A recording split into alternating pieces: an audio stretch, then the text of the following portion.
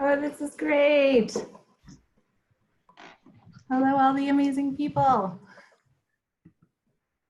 Oh my gosh, happy Wednesday. Look at all these beautiful faces. I'm that weird tacky one who just gets so excited. Hello, everybody. Welcome, welcome. Welcome to SVIVAH. Welcome to HerTorah. This is so amazing. I'm Ariela Morkowitz. If I don't know you already, but I see so many beautiful faces that I know and love. So many faces who I saw earlier this week and last week who came back. Oh my gosh, even funner. This is so much fun. I'm gonna ask everybody while you're popping in, introduce yourself in the chat, tell us where you are, you know, compliment somebody's couch or artwork that they've got behind them, say hello in some wonderful way because this is so much fun. I just want, also, just so that we can, you know how to talk to you, if you don't mind making sure that your name tag is as you would like to be referred, that would be great. So make sure that we're not calling you by your iPhone number or something like that. That would be awesome. And as usual, we're going to try to recreate HerTorah as best that we can. It is so wonderful to be with you all. What a gift this is in the middle of this week. SVIVAH is a space in the Jewish community that's dedicated to nourishing a diverse, multi-generational group of women. As you can see, this is us. And I am so excited to be with all of you. I kind of have to resist the urge to want to hug my computer and say hello in that kind of way. It gets awkward, but you know. But it's so nice to see everyone. It's so nice to see Rebecca and Emily and Atara and Andrea and Sarah and Josie and Helene. Oh my gosh, it's so awesome to see everybody. Oh my gosh, my mother-in-law and sister-in-law are there. So fun. Okay, I am not the show. We have an amazing, amazing, amazing educator here tonight. And I don't want to take up any more time from her, but I do want to note that this is our 12th HerTorah program. HerTorah has been an absolute gift, and for an entire year, we've been coming together as a community of women under the leadership of the amazing Rabbanit Elisa Sperling. And we can't not celebrate that tonight.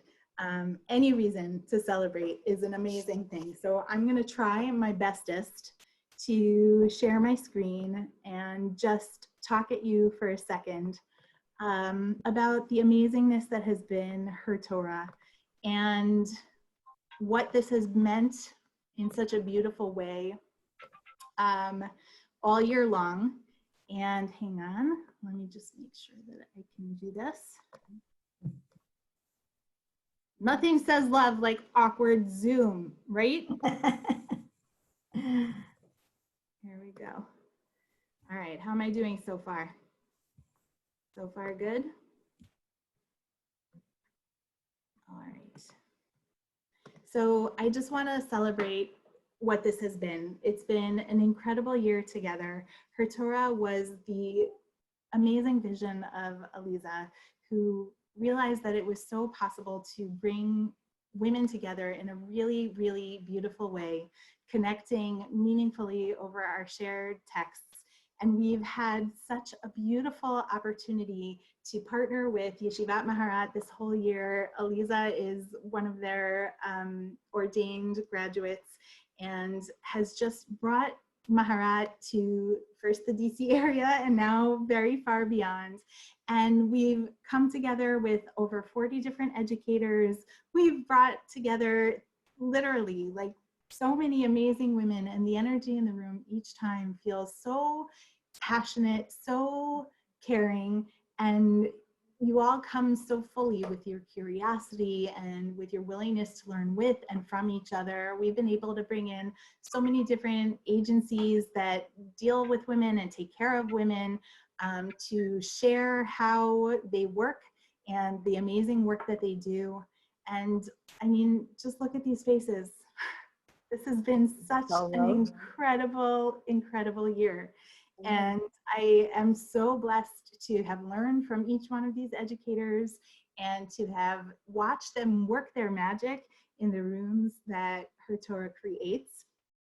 And really just the room that HerTorah feels different to me than any other space for Jewish learning than I've personally been in, where the priority is having us talk to each other and bring our lived experience to the table in unpacking these historic foundational texts that we know or are being exposed to in a new way.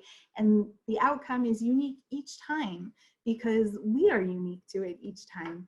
And I cannot not celebrate and applaud the amazing Aliza, who I've learned so much from. She's tolerated me learning so much along the way, but this has been such a gift to work both with Aliza and Yeshivat Maharat and the amazing Aviv Foundation, who just believed in taking a chance on what this could be. And I cannot do anything but just say thank you, because it's been so miraculous to see so many women from different walks of life, from different geographic spaces, from now all around the world come together and really meet each other in a new way and connect over Torah. I'm really excited for Aliza to talk a little bit about it more, because this is so much of her vision. And it's been such a beautiful one. And we've tackled so many different amazing topics with just incredible teachers. And I'm so excited to be able to continue doing it. And I just want to say thank you to all of you who have shown up so beautifully and so fully. And if this is your first time coming, please don't make it your last. Come back. We love having you. I am pretty comfortable in guaranteeing tonight's going to be spectacular. Dr. Tammy Jacobowitz is amazing, and I'm so grateful to her for being here. But before we get started, and I do hand it off to Aliza, as always, I just want to set the table for SVIVAH, as we do for all of our gatherings. And these are our rules. We want to just make sure that we respect everyone in here, that we show up fully, that we respect this space as one that is a safe one and a confidential one, and that the point of being here is to meet new people and connect meaningfully with each other, and also show up as real as they come. I finally figured it out. I think I've been, doing some SVIVAH action for a while now. I finally figured out that I have these in storage, but really they're just hiding my laundry and, all the stuff, the mail and everything that's piling up behind. So this place is really not, it's as real as it can be. So please don't feel uncomfortable if you need to fold laundry, wrangle a kid, go refill your cup of tea. That's exactly what we are. We ask you to show up exactly as you are. So with that, I want to turn it back over to Aliza, and just with so much gratitude, Aliza, thank you for this amazing year that you've created.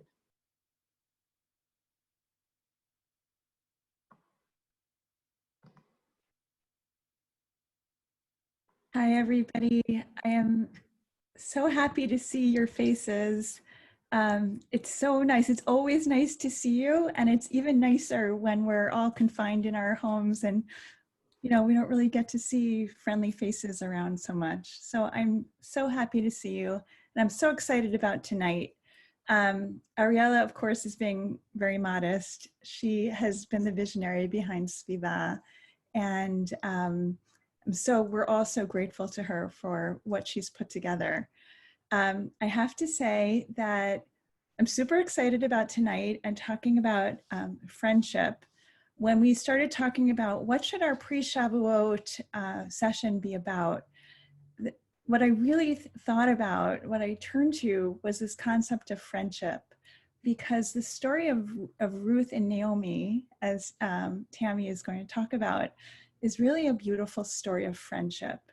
And I only really started thinking about that seriously a few years ago when I saw this amazing poem by Marge Piercy. I don't know if some of you have seen this, but I wanted to share it with you because it's just so beautiful. So I'm going to share my screen, and hopefully that'll work. Okay, here's a poem. It's called The Book of Ruth and Naomi. When you pick up the Tanakh, the Bible, and read the book of Ruth, it is a shock how little it resembles memory. It's concerned with inheritance, lands, men's names, how women must wiggle and wobble to live. Yet women have kept it dear for the beloved elder who cherished Ruth, more friend than daughter. Daughters leave. Ruth brought even the baby she made with Boaz home as a gift. Where you go, I will go too. Your people shall be my people. I will be a Jew for you. For what is yours, I will love, as I love you, O Naomi, my mother, my sister, my heart. Show me a woman who does not dream a double, heart's twin, a sister of the mind in whose ear she can whisper, whose hair she can braid as her life twists its pleasure and pain and shame. Show me a woman who does not hide in a locket of bone, that deep eye beam of fiercely gentle love she had once from mother, daughter, sister. Once like a warm moon, that radiance aligned the tides of her blood into potent order. At the season of first fruits, we recall two travelers, co-conspirators, scavengers, making do with leftovers and mill ends, whose friendship was stronger than fear, stronger than hunger, who walked together the road of shards, hands joined. So I think that's a beautiful poem about the friendship in the book of Ruth. If you're familiar with the book of Ruth, then I hope it adds to your understanding. If you've never read it before, I hope it motivates you to perhaps pick up the book. It's only 4 chapters and start to read it a little bit. I'm so happy to be talking about friendship in the book of Ruth and in general with our amazing teacher who we have here, Dr. Tammy Jacobowitz. And I want to tell you a little bit about Tammy. Dr. Tammy Jacobowitz is the chair of the Tanakh department at the SAR High School and is the founding director of Makom B'Siach at SAR, an immersive adult education program for adults. She has taught Bible for the Wexner Heritage program, and she is also an adjunct faculty member of Yeshivat Chovevei Torah, where she teaches the Pedagogy of Tanakh. She is a graduate of the Drisha Institute Scholars Circle and completed her PhD in Midrash at the University of Pennsylvania in 2010 as a Wexner Graduate Fellow. Dr. Jacobowitz is currently at work on a parsha book geared toward parents reading to young children. She lives in Teaneck, New Jersey with her husband, Ronnie Perelis, and their 4 children. And I would be remiss if I did not add to this biography that her children have been incredibly good friends to my children as we have recently moved, and they've been models of what it means to reach out and extend hands in friendship. Tammy, thank you. Wow. Okay. This is quite a group. This is really exciting. You know, there are, as we know, so many challenges that we're all living through, and there's so much that is shared even within the variety and the diversity of how we're experiencing this time. But undoubtedly, one of the silver linings is this ability to be together and to see people from all different parts of my life and different places that suddenly can all show up at 8:45 on a Wednesday night and we can study together. I hope that we hold on to that. You know, even though we all pray, let us be out of this as soon as possible, these are possibilities that we are now readily available to us. And I don't think we can go back to the localness that we've all been, you know, living in before. All right, I wanted to start. I know on the promotion, Ariela and Eliza had asked people to tell in stories about moments of friendship that they've experienced during coronavirus. And I loved reading the ones that people had posted. And I wanted to share my own. I got permission from my friend. I'll take you back. You know, you heard I teach at SAR. We were, as you know, earlier than most. And this is in the first week of March. We were already in quarantine, and woe is me, I think it was day 3, and I was feeling like I couldn't do it another 20 minutes. And one of my oldest friends, who I've known since high school, she showed up. She broke through the quarantine, you know, appropriately, rang the doorbell, and gave me a bag of makeup and wrote this note, which maybe you can see. She wrote, oh, I can't read backwards, so I'll just tell you what it says.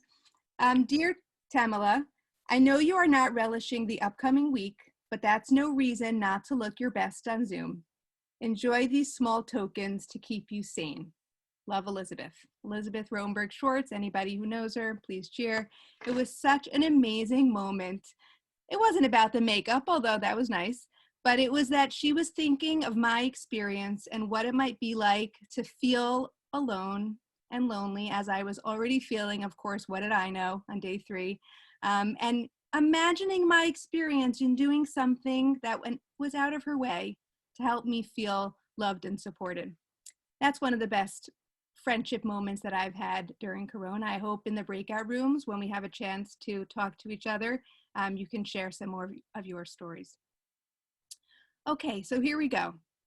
I love this topic. It's so relevant. I wrote out why I think it's relevant. Pardon me while I read it. Okay, I'm not going to read the whole time, just a few minutes. This is challenging, and we are maxed out.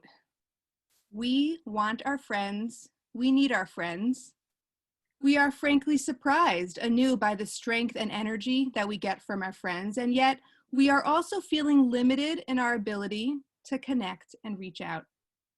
I remember in the beginning of this era or year when I thought that, wow, this would be a great opportunity to really reconnect with all those friends of mine who live in different places that I don't see very often and have now subsisted on the once or twice a year phone call. I'm going to have so much time. I can just call once a day, reconnect with one person. But I didn't anticipate how emotionally taxing this time would be. It's thrown me for a loop, even though, thank God, we're not dealing with illness.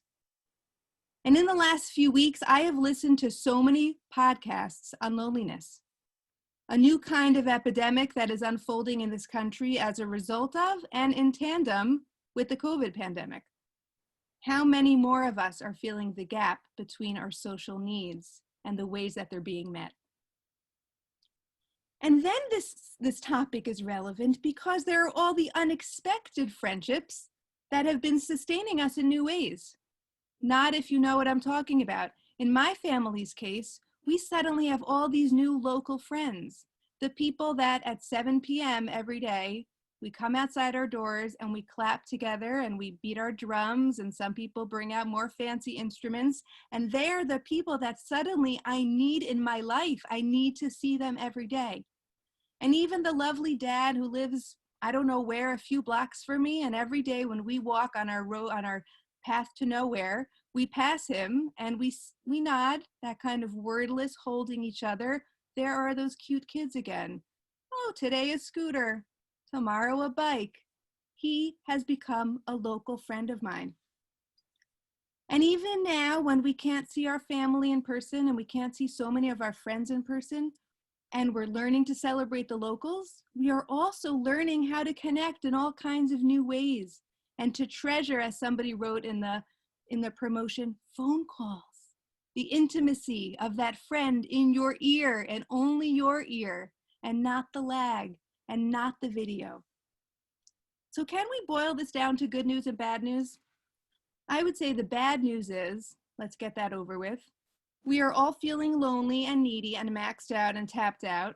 We can't see most of our friends or hug them or connect in the ways that we know how to do so well. But the good news is we're cultivating new kinds of friendships. We feel so much more positivity when we do manage to connect, how much longer that really good phone call sits with us and sustains us. And we feel ever more acutely how powerful our friendships are. And how even if, as one of my friends texted me this week, thank God we're all so happy, I feel so blessed, ... I'm just lonely. We now know more than ever, than even before BC, before COVID, the powerful role that friends play in our lives. So thank you, Eliza, for this topic. I've never felt more appropriately suited to think about with everybody who is experiencing the same thing. And what can the Torah help us with tonight? I hope that our learning, it will be aspirational. I'm just warning you, it's aspirational. I hope it'll give us some aspirational energy to both reach out more, like that direction, and be more receptive. They're two parts of the same coin, but as we all know with friendships, it's never one or the other, right? Am I a person right now who's feeling stuck in my ability to make that phone call or reach out? Or maybe am I feeling stuck in my ability to pick up the phone when it rings, right? As one example. I want to give you a few avenues of thought from the Torah on the benefits of friendship, what it can do for us, and how friendship can help us become our best selves. Okay, I'm going to share my screen now, but the Google Doc should be in the chat. Is it there, Ariela? Okay, I'll wait until you do that.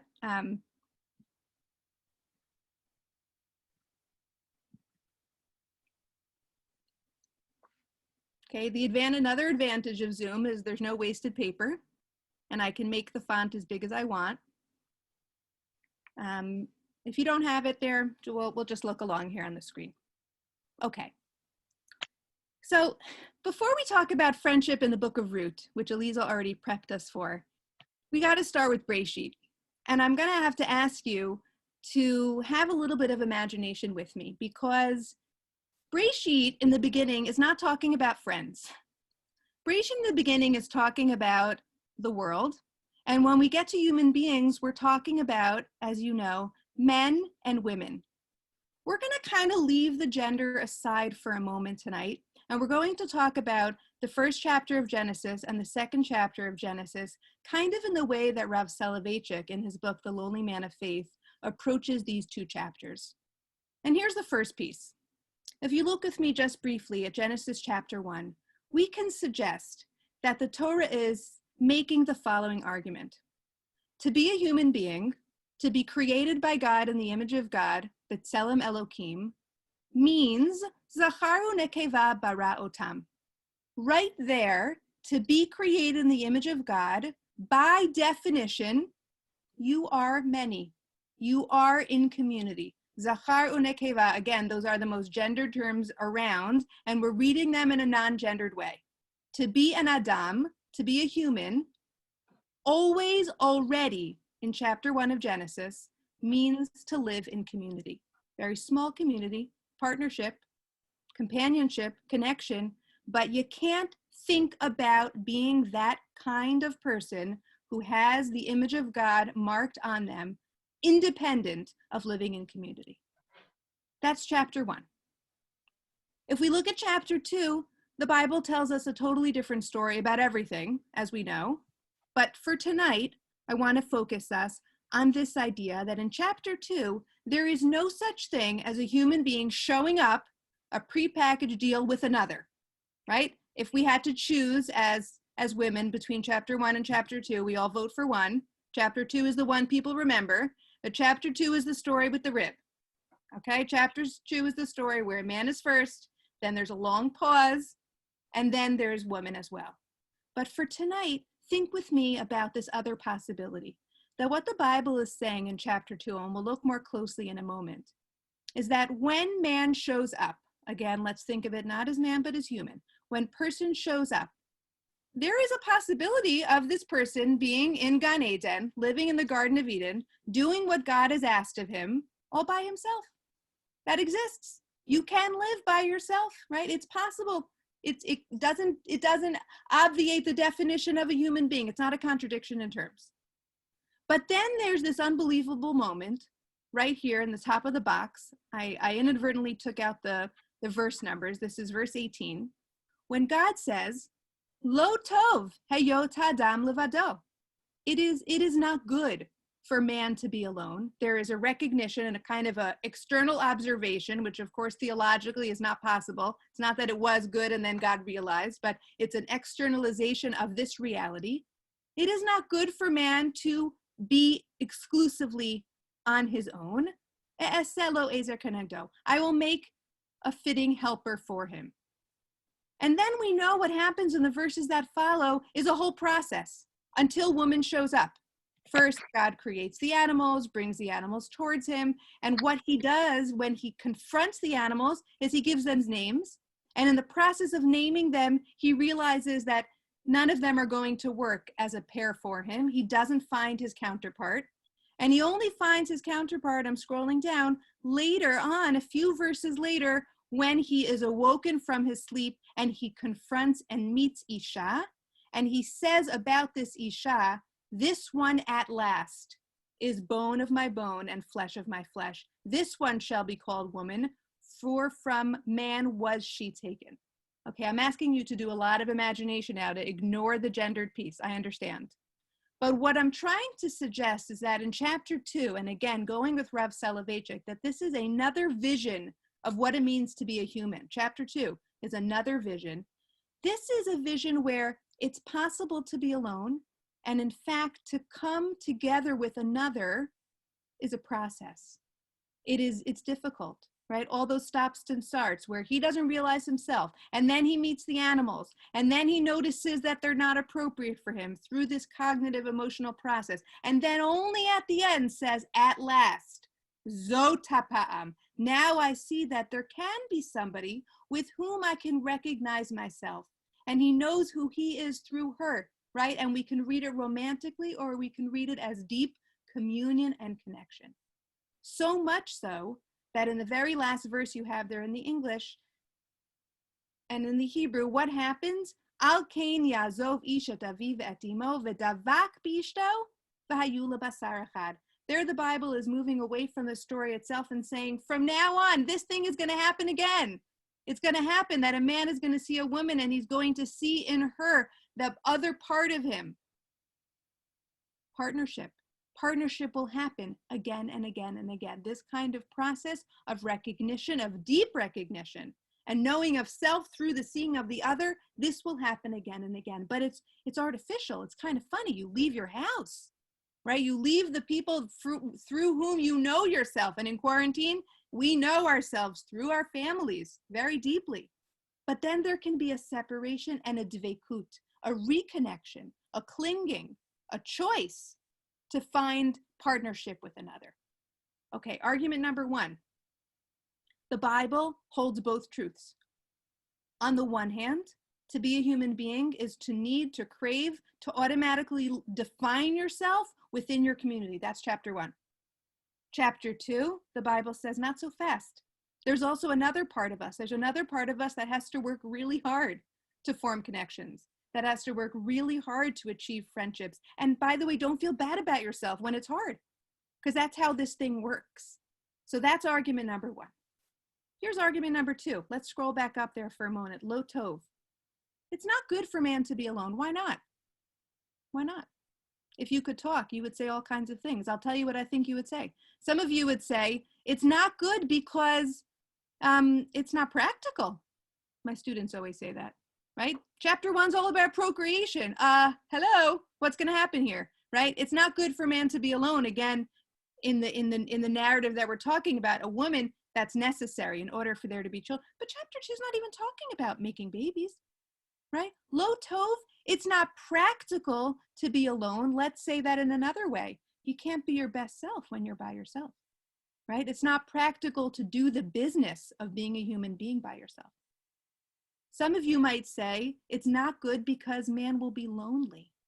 Confusing perhaps alone and lonely, which I know is a subject that we all are thinking about right now. You don't have to feel lonely when you're alone in your house, and you could feel very lonely when you're with lots and lots of people, right? We know that to be true. But maybe that's what God is saying here. Man might feel lonely if he's by himself. And then there's a third possibility. And that third possibility, I want to spend a few minutes with you right now. This is through Rashi. Okay, I need to ask you for patience because it's a little tricky. It's very condensed, and I want to really draw out what I can from this. It's a very famous Rashi. Rashi says on the words lo tov, why is it not good? Shelo yomru shtei rishuyotain, hakadosh baruch hu ba'elyonim, yachid ve'ein lo zug, v'zeh batachtonim ve'ein lo zug. It will not be good for man to be alone because they might say, okay, people already, who's they? There's no one else around, okay? Don't take this so literally.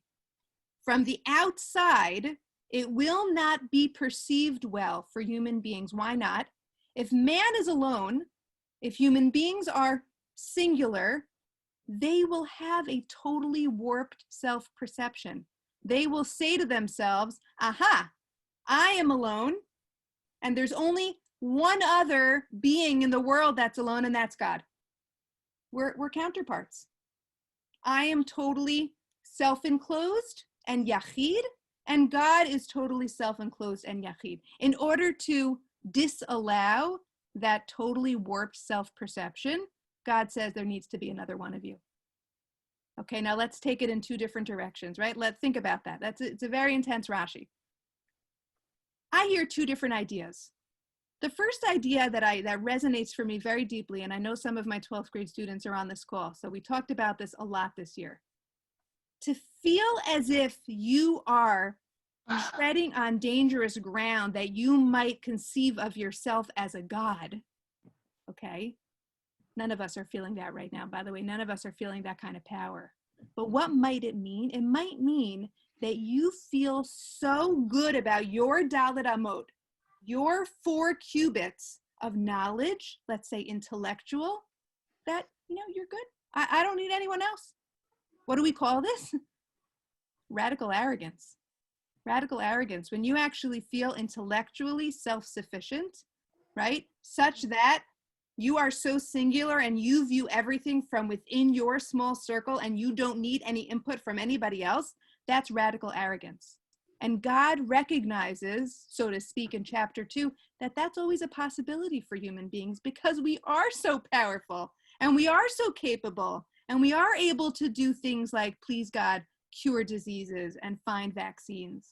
And we always are treading dangerously at the boundary of thinking too much of what we can do and who we are.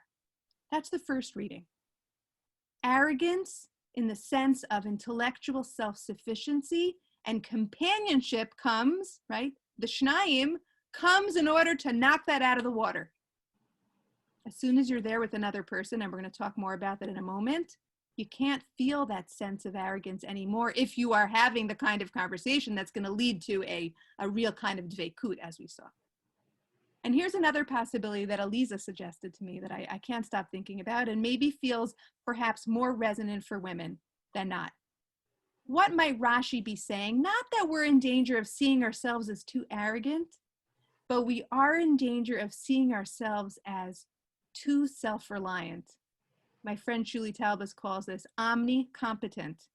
Okay, you don't have to raise your hand, but I know I have so many friends, so many female friends who fall into this trap where we feel, and especially now, where we have to be self-reliant. God, I mean, my son is making sourdough bread, right? We're learning how to garden and we're learning how to do all kinds of things that we don't typically think we need to, and we're priding ourselves on them, and we should.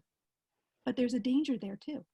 If you start to see yourself as overly self-reliant, omnicompetent, omnisufficient, you get armored. You get armored up, right? You actually don't need anybody else in there to help you, and you run the risk of not opening yourself up to any help, any ideas, any connections. There's nothing loose going on.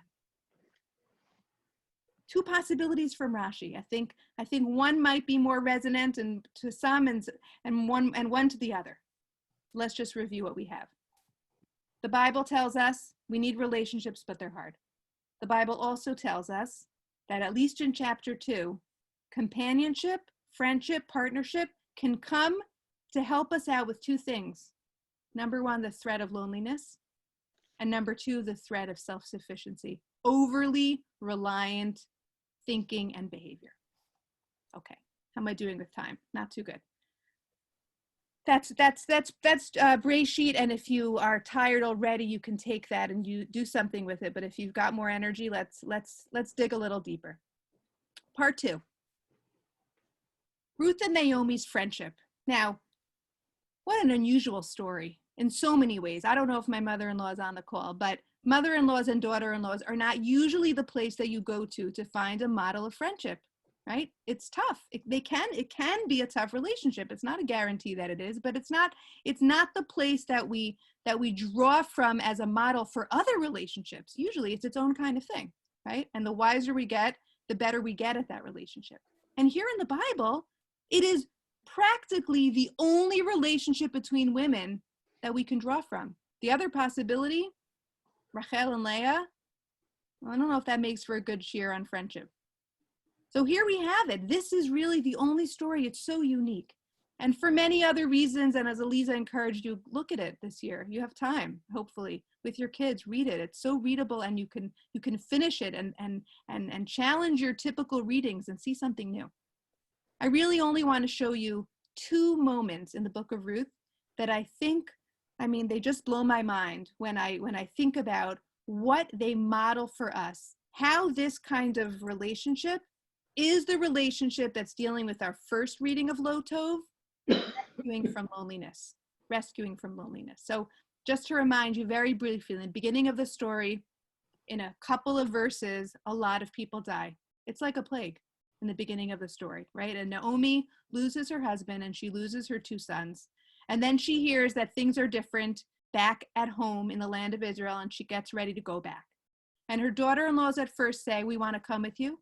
And then she says, no, no, no. And then they say, no, we want to come with you. And then she turns to them in the verses that you have here, and she makes all kinds of arguments why they shouldn't come. Very good arguments, right? I have no more children. I'm old. And even if I could get married tonight and get pregnant tonight, what are you going to wait? However many years for you to marry that man who will be so young? No, this is illogical. It's not possible. You shouldn't stay. And then, and I promise you, I never noticed it until this year. Maybe you've always seen it, but to me, this was new. She says to them both, in the bolded here on the top, Al benotai, ki mar li ma'od mikem, ki yatsa biyad Hashem. She says to them, to these women who are widows, right? She says to them, my lot is far more bitter than yours, for the hand of Lord has struck out against me. Notice what she does. They're all suffering. They're all grieving. They're actually grieving over the same people. And she says to them, I don't know what to tell you, ladies. Your grief is nothing like mine. Mine is much worse. And I know that God has punished me. You're just part of the, inadvertent consequences of God striking at me. What she does in that moment, and I'm not saying this with judgment, I'm saying it with astonishment, she essentially draws a circle around her own grief that's so tight that she is essentially saying to her daughters-in-law, you can't understand me, and I am alone in this, and I can't even be with you right now because my loneliness is so extreme and so unique. And what does Ruth do? In the face of that, that's terrible. That's a terrible thing to hear. And honestly, nobody can ever judge anybody else's grief. And Ruth is not experiencing what Naomi's experiencing. And she might have felt in that moment, I can't reach you, I can't help you. You know what, you're right. I'm going to go home. But what does she do? Not only does verut davkaba, notice the same exact verb that we just saw in Genesis, this clinging towards, this very conscious choice of making a connection. What she says to her in those extremely famous verses which found their way into that poem, she says, I'm coming with you, for wherever you go, I will go. Wherever you lodge, I will lodge. Your people shall be my people, and your God, my God. It's beautiful. It's astounding. Sounds like she's converting. But here's what I hear this year. She says to Naomi, you drew your circle so tight. Your loneliness is so unique. I see in you that you're not totally alone. I can meet you there. I can be with you. I see so much value in your life. And I see that I can be a companion to that life that you're living, whatever it is. That loneliness, I can be side by side with you. Your people are my people. Where you go, I will go. It's an astounding moment of empathy. She doesn't say to her, I understand your grief. She doesn't say, you're overblowing it. She doesn't, no. She meets her where she is. And in her language, she's saying to her, I can be with you. I can break down those walls that you are erecting. Now, it doesn't happen automatically, right? When she shows up at the end of that chapter, when she comes back to the land of Israel, she basically says to everybody who meets her, don't call me Naomi. I'm so bitter.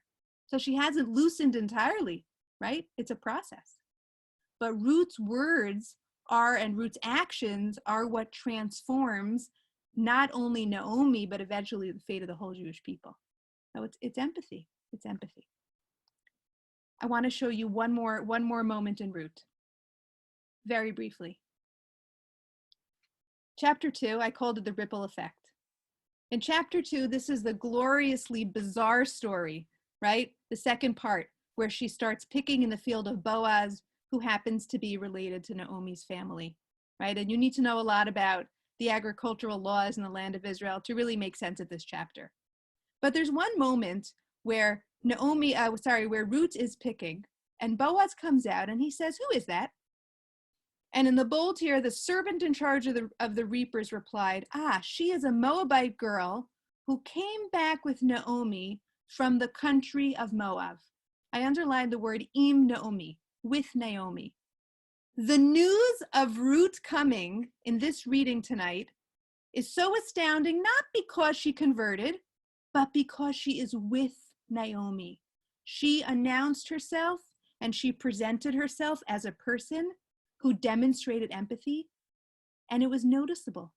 She was recognized for it. Later in the chapter, we have that same verb over here, tidbekin, connect to. Boaz says, don't let her be on her own. I want her to be with those girls. I want her to be in community with those other girls who are in the field. She is understood as a person who thrives on connections. That's what I call the ripple effect. When you open yourself up to another and you meet them where they are, other people want to be with you. Other people want to be a part of that heart-opening, heart-expanding kind of way of being. Empathy, one moment, one glorious moment, one step forward, has so many ripple effects in the story and for Ruth's life. Take a look at it later. Okay. In the last few minutes that we have, I wanted to make a suggestion about our second reading of Lo Tov. Which had to do with self-reliance, or seeing too much in your Dalet Amot, imagining that you had everything you need, whether it was intellectual or emotional or psychological. How does companionship help you get out of that? And for that, I think the best model that Judaism and Jewish life has given us is HerTorah, which I couldn't be more happy about speaking about it tonight in SVIVAH, which by definition is a group of people coming together to learn, to create a chavurah, to create a community of friends through the study of Torah.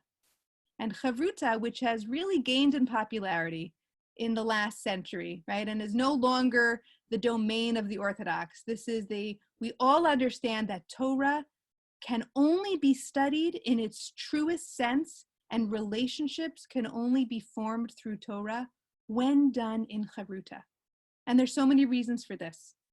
Number one, as the Gemara says here, it's just practically better. I mean, we've all got our gifts and we've all got our limitations. And when we're by ourselves, we maybe overly focus on our gifts or our limitations. But when you're with somebody else, you're a team. So whatever you have, they have something else. And you can tackle your way through that poem or that Gemara or whatever it is better because there's two of you. But there's so much more. And for this, I want to just briefly gesture towards, if you don't already know the work of Orit Kent and Allison Cook, you should. They've written a lot about the philosophy of HerTorah. This is one of the many diagrams that they've created of what it means to truly sit with another person, whereby you and them and the text are all drawn into relationship with each other. And I use this in my class all the time. I just want to focus on the supporting and the challenging for a moment.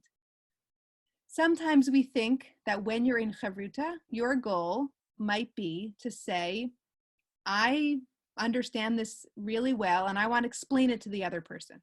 And I want to convince them, like let's say we're in a debate, right? I want to convince them of what my ideas are. And when I leave the HerTorah, my goal will be that they think like me. Orit Kent says it couldn't be more opposite of what really could happen and should happen in HerTorah. If Elise and I are learning together, as we were in preparation for this year, And she says to me, well, I'm actually curious about why you are suggesting that. Can you tell me more about that? She is both supporting and challenging me at that moment. What she's doing is she's probing, not for the purpose of persuading me, but for helping me to understand better what I already think. And when we emerge from a chavruta, not only will we have created emotional bonds, hopefully, but we get the joy of helping another person understand better what they think.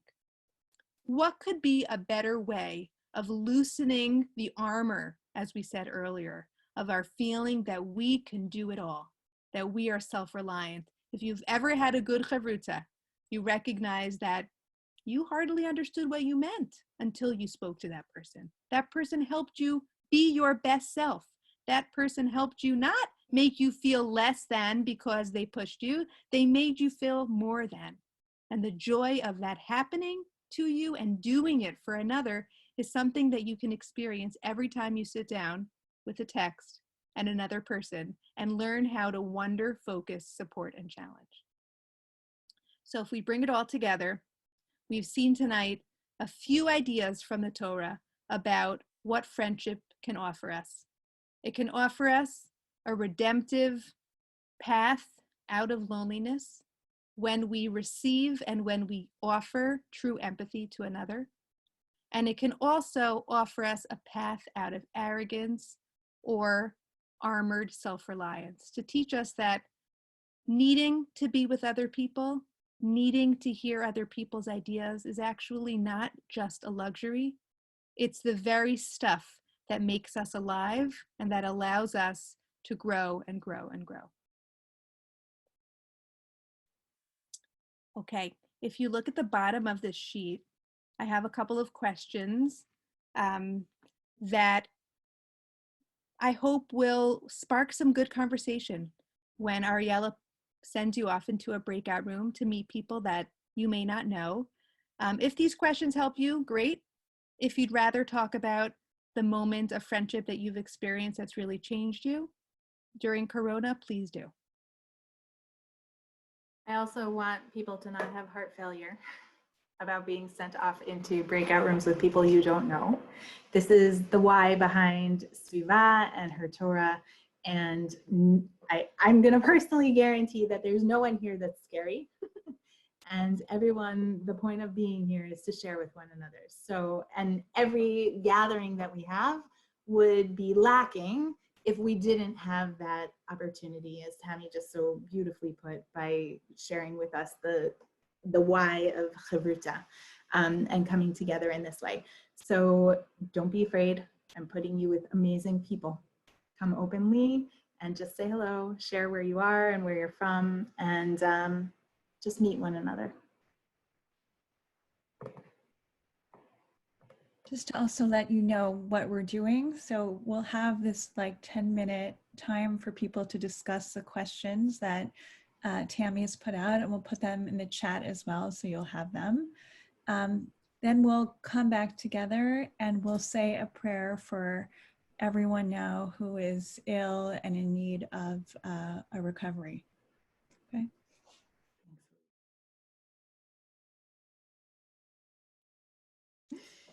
All right, we're waiting for a couple of folks to come on back. And Eliza is here. I'm here. Amazing. There. Just So it's really been a pleasure to learn with all of you, and I want to thank Ariela and Tammy for this incredible opportunity to think about friendship and then to go out and kind of experience what it means to get out of yourself, talk to somebody else, move beyond your own ideas, and really open yourself to others. And Tammy, I feel like I had that experience listening to you, and then I had that experience with my breakout room. So thank you so much. For the end of this evening, let's get together and say a mishaberach, say a prayer for healing for all those who are ill, whether it's from COVID or from something else, physical illness, mental illness, emotional, Whoever needs support, let's join together, and the merit of our learning together should bring them a complete recovery. So I'm going to ask you if you have names that you want to put in the chat of people that who we should be thinking of. Please put their names in the chat. And I'm going to say the Mishaberach, the prayer in Hebrew and then in English. Okay, so here we go. Mishaberach avotenu v'imotenu, Abraham, Yitzchak v'Yaakov, Sarah, Rivka, Rachel v'Leah, hu yivarech et hacholim et hacholot. HaKadosh Baruch Hu yimaleh rachamim alehem, l'hachlimam, l'rapotam, l'hachzikam, v'yishlach lahem mehera refuah shlema min hashamayim, refuat hanefesh, refuat haguf, hashta ba'agala v'zman kariv v'nomar amen. May the one who blessed our ancestors, Abraham, Isaac, and Jacob, Sarah, Rebecca, Rachel, and Leah, bless and heal all those who are ill. May the Holy One overflow with compassion upon them, to restore them, to heal them, to strengthen them, to enliven them. The One will send them speedily a complete healing, healing of the soul and healing of the body, along with all the ill among the people of Israel and all humankind, soon, speedily, without delay, and let us all say, Amen.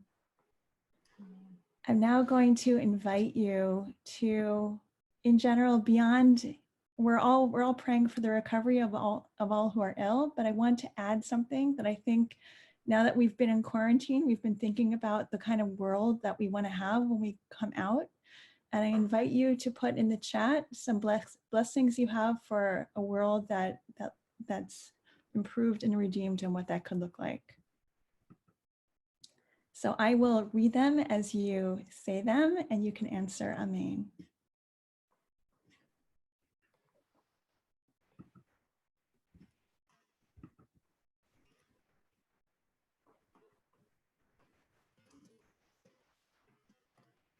May the Holy One bring us to a world that is compassionate, a world of peace and healing, of love and forgiveness, a world that's more inclusive and accepting, of shalom, peace and understanding and acceptance, more trust between people, acceptance, a world in which everyone truly appreciates and values their interactions with others, interdependent, intervulnerable, interresponsible, a world without anti-Semitism, unbridled acceptance, praying for a world where kindness leads and kindness and compassion are our currency. I hope that we leave this with a newfound gratitude for earth, normalcy, and friendship, so that we can connect more and realize the wealth of what we already have, of empathy and warmth, where more people are committed to uplifting others, a world where everyone is valued and accepted for who they are, a world where our little children grow to not be afraid to connect because we are teaching them distance, a world where all lives are equal and equally valued, a world of massive kindness toward each other, a world where we continue to value the people we sometimes take for granted, caring for the environment, feeling responsible toward each other and without midat sedom, a world where everyone gets to shine in their own way, COVID-free, a world where we love and respect ourselves and each other and our differences in love and support, respectful of safety, care, and health. I pray for a world that has learned from the challenges and special experiences this pandemic has created, and one of abiding generosity. I'm going to invite you to unmute yourselves so we can say Amen. A world where we appreciate the simple miracles of life. And let us say, Amen. Amen. Amen. Amen. good night, everybody. Wow. Thank you. Thank you Thank so you so much, much. This was Louisa. wonderful. God bless you all. Thank you. Thank you. And in Beautiful. case you aren't already on much. SVIVAH's mailing list, we would love to see your faces again.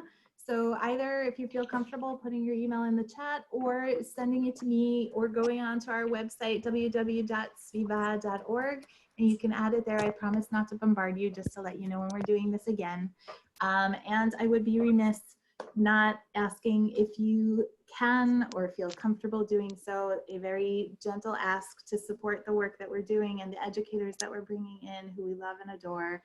You can go to svivah.org/donate if you can. That would be lovely. But it's been lovely to see your faces and stay and talk to each other. Go grab another cup of coffee. I'll be here as long as anybody wants to hang out. It's just so nice to be here with you. Aliza, thank you. Thank you, Aliza. Thank you, Ariela. Thank you, Thank you, Tammy. Yeshivat Maharad. Thank you, Thank you. Aviv Foundation. And thank you, Dr. Tammy Jacobowitz. Aliza. We got to give her a round of applause. Okay.